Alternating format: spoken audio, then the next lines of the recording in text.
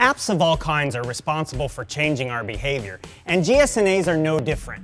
Since their introduction, the dating and hookup app landscape has changed dramatically, but more and more these apps aren't just used for seeking out sexual and romantic partners, but as a leisure activity as well, a game to play. GSNAs like Tinder are a great example of this, as the app was designed to gamify the act of meeting people.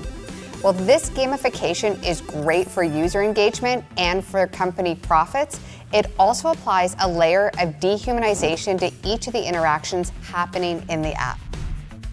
The outcome of this kind of dehumanization is an uptick in behavior that would not be socially acceptable in public spaces, but is allowed to continue online due to the lack of social policing. The straight men we spoke to in our study acknowledged this aspect of online dating. When using GSNAs, they sometimes sought out the maximum number of matches and would purposefully try to repel women through lewd or inappropriate conduct.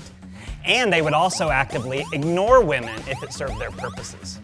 At the same time, these subjects also noted they were aware of particular issues of gender equity and spoke consciously about the role that they could play in the development of positive masculine identities. Altogether, this points to behavior patterns that can be fairly contradictory. Their discussions about the GSNA use highlighted complex disconnections between what they said men should be, how they acted on GSNAs, and what their expectations seemed to be.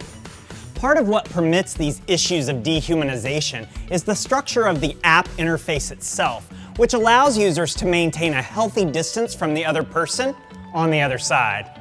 While we once considered online spaces to have the potential to be utopic reinventions of social norms and expectations, they have retained problematic gender norms and expectations of pre-internet North American society.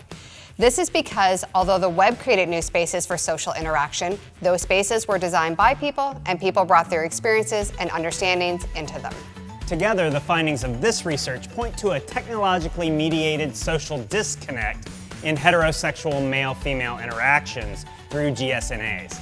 That's it for this video. Make sure to check out the Coder website for more information on this topic and many others. We'll see you again soon.